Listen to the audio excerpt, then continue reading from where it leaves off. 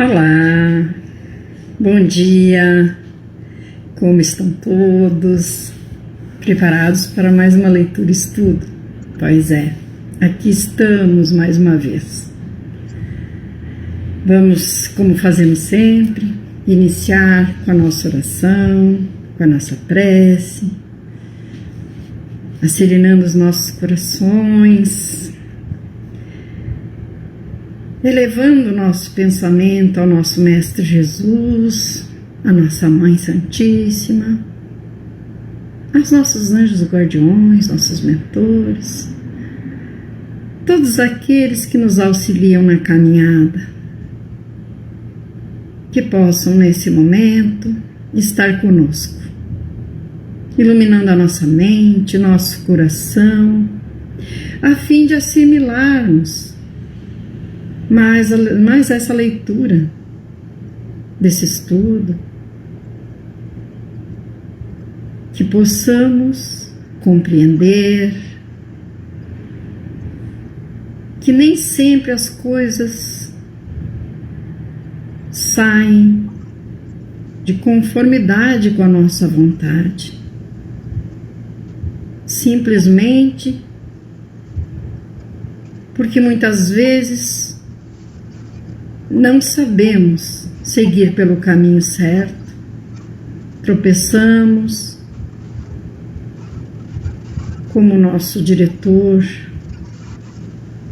do fato, do livro. Mas o importante é a nossa vontade e perseverança em prosseguir na caminhada, tentando dar o melhor de nós, pedindo a proteção sempre que nos encontrarmos numa encruzilhada, na dúvida, porque sabemos que a resposta virá. E como bom exemplo, também citamos este livro que estamos lendo, o amparo que estão tendo todos os envolvidos nessa trama, desde os irmãos da casa espírita, aos obsessores. Ninguém fica sem amparo do nosso Pai Maior, porque todos somos seus filhos muito amados. Que jamais esqueçamos disso, meus irmãos. E com essa certeza, iniciamos a nossa tarefa de hoje, sabendo que o amparo se faz presente, que cada um de nós está recebendo as suas bênçãos, aquelas que estamos necessitando nesse momento. Muito obrigado, que assim seja. E convidamos que fiquem conosco em mais essa tarefa. Que assim seja. Nós paramos no vídeo anterior, que foi o 17º. Para quem não acompanhou, pode ir lá no canal do YouTube e vão encontrar lá. Nós paramos quando o presidente, o diretor Eduardo, foi falar, com a moça e dizendo que daqui para frente iria tudo ser diferente. Então, ela ficou cheia de esperança. Aí eles fizeram a leitura do Evangelho, fizeram o Evangelho no lar, para, conforme diz o nosso livro, se equiparam, da fé, porque é com a fé que nós temos a coragem, a esperança em dias melhores, porque eles iriam necessitar muito, porque o julgamento dos amigos são os que mais doem no nosso coração, na nossa alma. E aí nos dias, nos fala aqui, nos remete a mulher adúltera, a lição do Mestre Jesus, que fala que quem estiver isento de pecado, de erro e culpa, que lhe atire a primeira pedra. Isso é bom nos lembrarmos sempre, quando apontamos os erros dos nossos irmãos, porque nós também erramos. E aí hoje iniciamos na página 97 do livro, que diz assim: o largo período referente ao trânsito do processo da evolução antropológica, dos instintos à razão, e desta à angelitude, deixa marcas profundas em forma dos impulsos primários dominantes, que resistem bravamente aos esforços empreendidos para as percepções dos sentimentos superiores. É uma luta interior, porque muitas vezes o homem velho que habita em nós teima e tomamos atitudes que depois, quando olhamos para trás, ficamos pensando, mas como eu pude agir dessa forma naquela ocasião, naquela situação?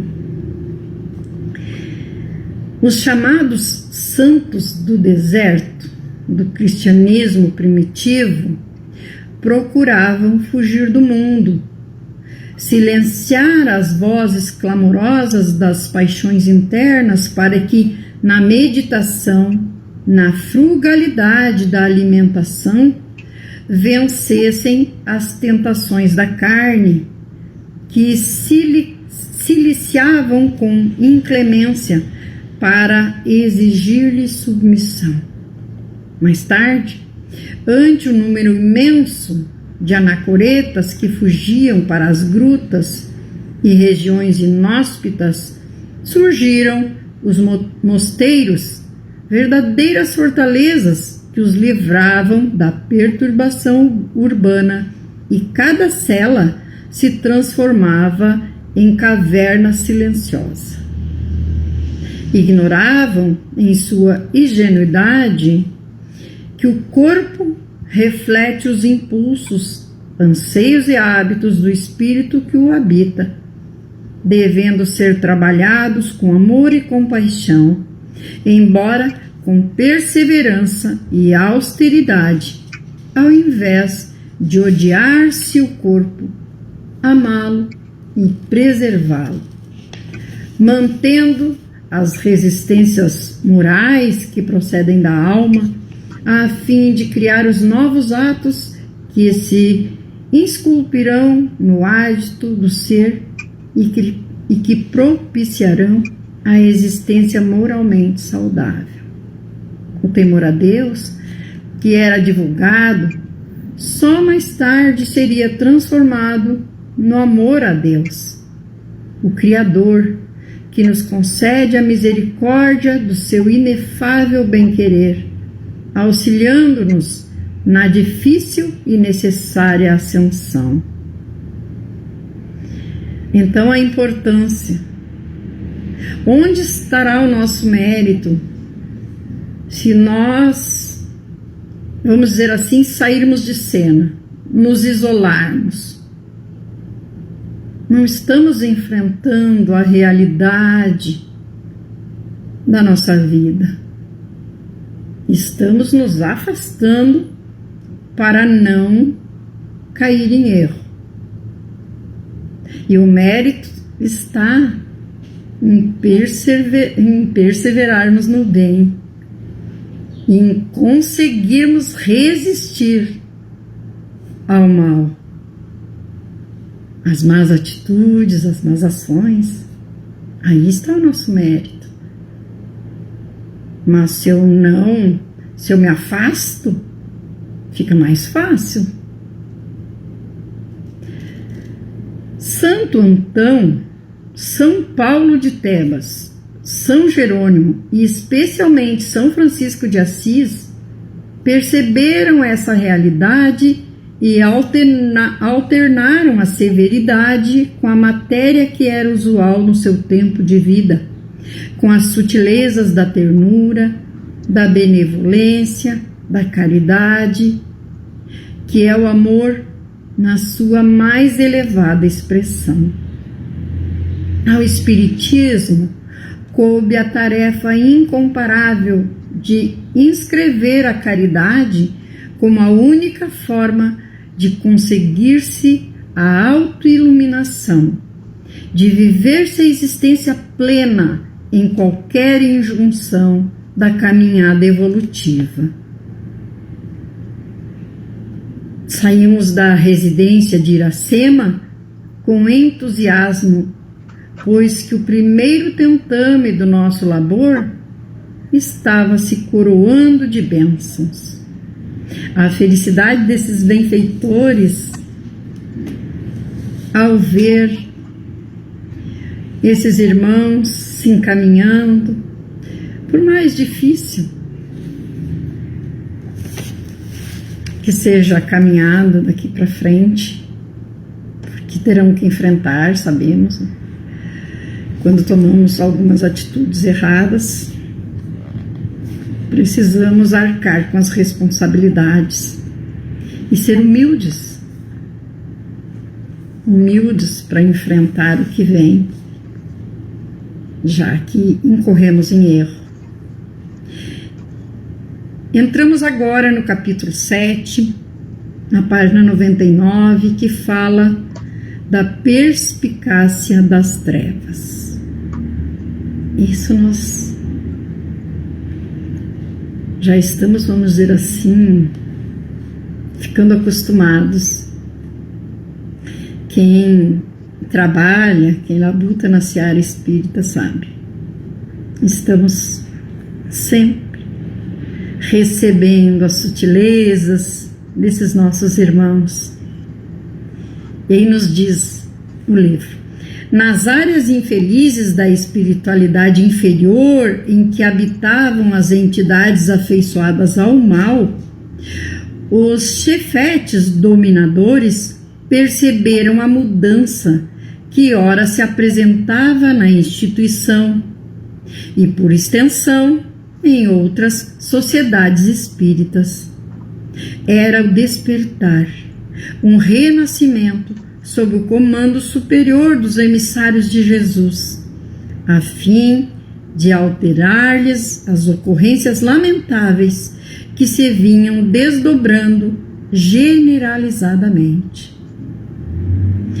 Aquele período fazia recordar os dias turbulentos em que Santa Teresa de Ávila, saindo do convento da Encarnação, sob a inspiração do Mestre, programou a grande reforma, que seriam as Carmelitas Descalças, libertando os monastérios da frivolidade e da hediondez que neles predominavam. As religiosas, muitas das quais procedentes de famílias ricas, nobres e distintas, mantinham o comportamento profano, vulgar, sem a mudança interior exigível para o serviço de Jesus. Eram preservados os vícios da sociedade sob disfarces de honradez.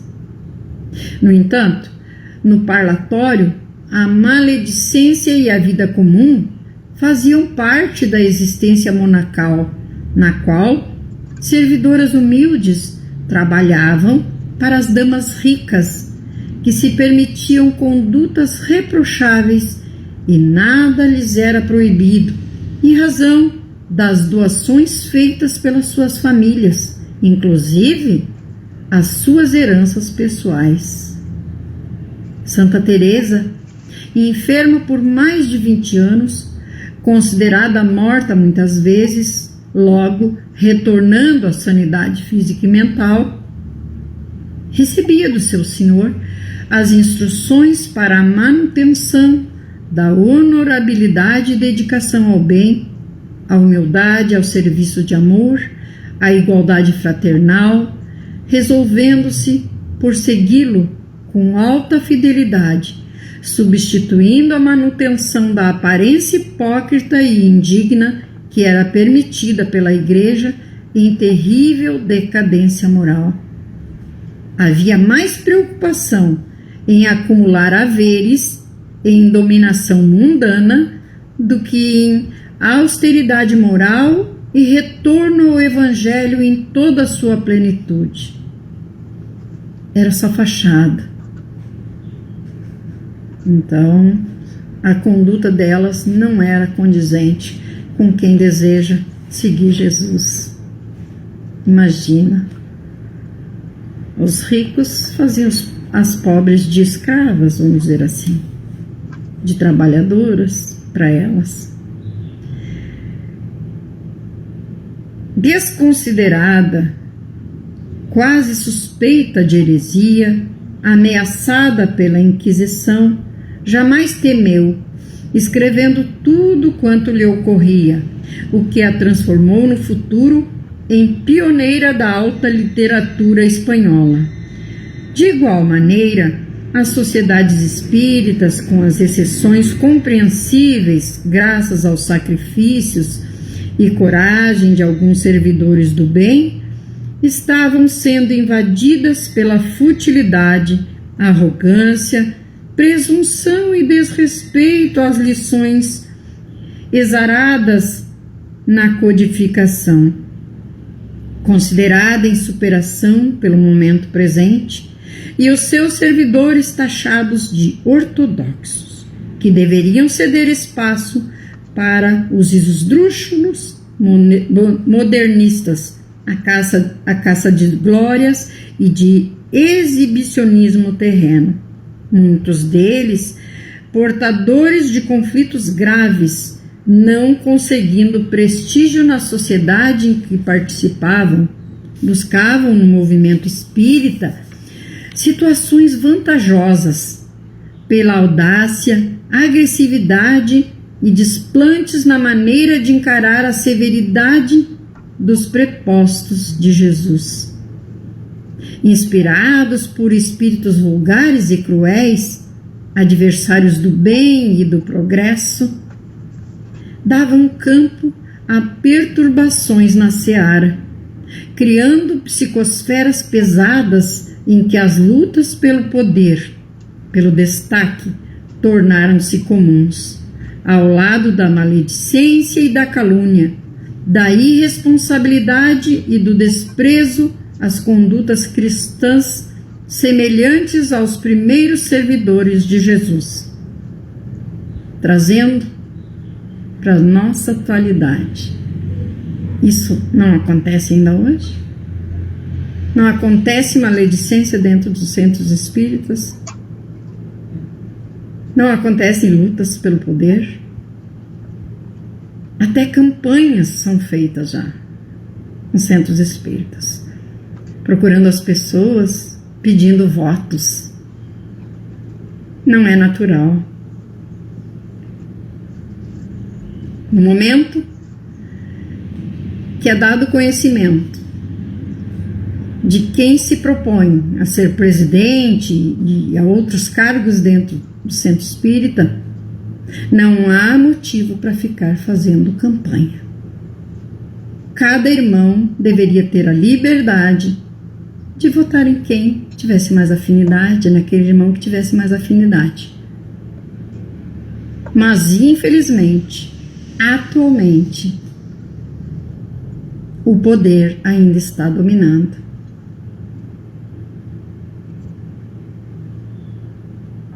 É um motivo triste, mas precisamos refletir sobre. Fui procurado por alguém pedindo voto? Eu procurei alguém pedindo voto para mim? Por quê? Se tudo que fizermos em nome de Jesus deve ser feito com amor, fraternidade, então vamos permitir também o livre-arbítrio de cada irmão.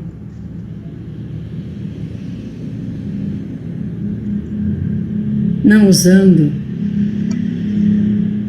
muitas vezes somos centralizadores, queremos o poder.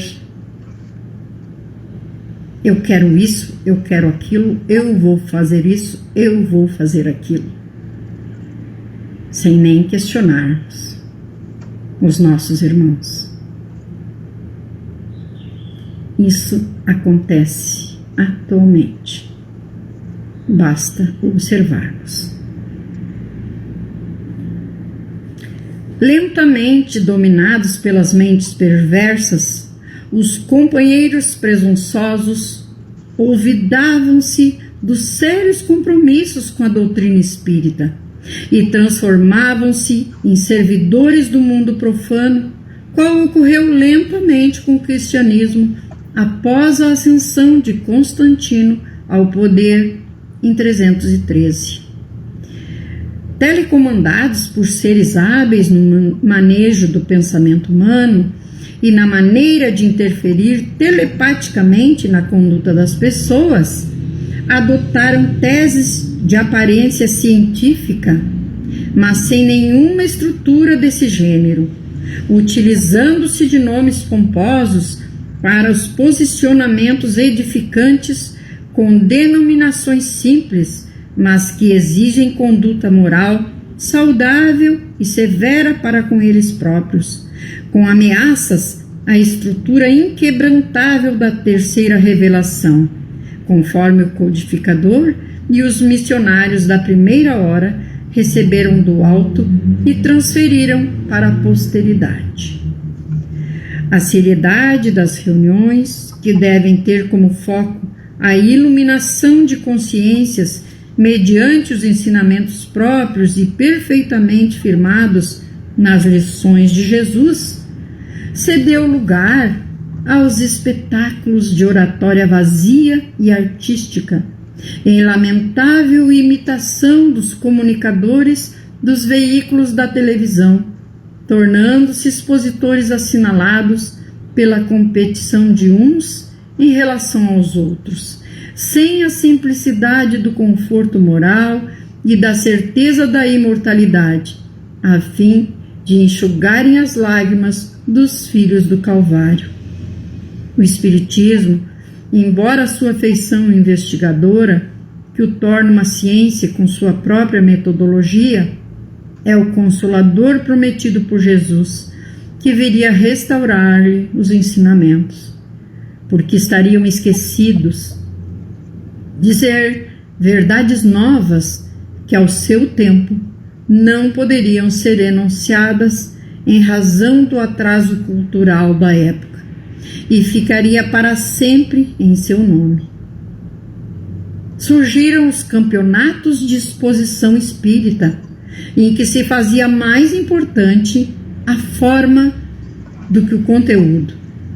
As teologias doutrinárias, muito difíceis de ser assimiladas pelas pessoas de cultura modesta, mas de coração ralado pelo sofrimento, de seleção de auditórios pomposos, nos quais os pobres têm constrangimento de entrar ou são discretamente barrados ao chegarem. O que é o nosso centro espírita? Se não é um hospital de almas, se ele não for um hospital de almas, o abraçar o irmão, o consolar, o esclarecer do porquê estamos aqui, para que estamos aqui, para onde iremos. Habilmente, esses perturbadores espirituais que conhecem as más inclinações e conhecem melhor do que nós as nossas más inclinações, que predominam em a natureza humana, identificadas pela psicologia analítica na condição de sombra, tornaram-se os direcionadores de muitas instituições que se foram afastando do modelo.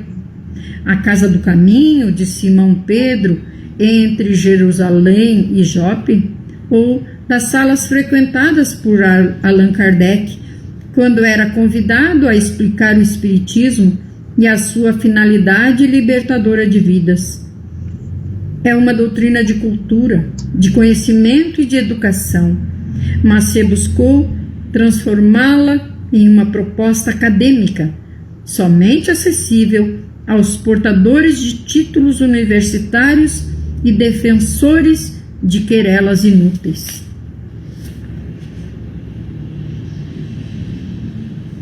quando vemos a apresentação de algum expositor espírita que os irmãos ficam apresentando todo título acadêmico, isso, aquilo, aquele outro, nos leva a pensar, valorizando tanto, o importante é a doutrina espírita. Já vimos pessoas analfabetas, semi-analfabetas, com mais conhecimento da doutrina do que muitos de nós, por pregarem o amor e praticarem o amor, praticar a lei de amor e caridade. Então, de nada adiantarão os nossos títulos. Intelectualidade sem espiritualidade não tem valor. As páginas sublimes dos ensinamentos foram transformadas em técnicas de cursos que competem com os das universidades. Retirou-se a espontaneidade do fenômeno e assinalou-o com grades de estudos que exaltam a personalidade e deixam à margem, no esquecimento, a simplicidade do amor que ajuda, que consola, que desce ao abismo da miséria humana, a fim de erguer aqueles que lhe tombaram em quedas espetaculares. Alguns estabeleceram a desnecessidade das comunicações espirituais, o que deu lugar à tese de espiritismo sem espíritos, enquanto outros franquearam levianamente o acesso de pessoas sem condições morais para a participação em lamentáveis espetáculos apresentados pela mediunidade atormentada, em que ditos mentores tornavam o fenômeno ridículo ou fútil. A necessidade de união pela unificação dos propósitos doutrinários foi colocada à margem em decorrência da presunção dos seus membros em se considerarem superiores aos demais, num terrível olvido da fraternidade, da caridade e da tolerância. Será que não estamos sofrendo isso por parte dos nossos irmãos de caminhada? Será que não estamos nós sendo esses irmãos que estamos colocando os demais nessa situação, esquecendo da fraternidade, da caridade, da tolerância? Vamos pensar nisso. Encerramos esse nosso 18º vídeo aqui. E vamos, mais uma vez, agradecendo aos nossos benfeitores, nossos anjos guardiões, nossos mentores amigos, que sempre estão conosco, agradecendo as bênçãos, aos eflúvios benéficos e salutares que foram derramados sobre todos nós. Neste momento, e para todos aqueles irmãos que nos assistirão, nos ouvirão posteriormente, que possam estar receptivos a todas essas benesses de amor. Muito obrigada, que assim seja. Até a próxima semana, se Jesus permitir. Um beijo no coração.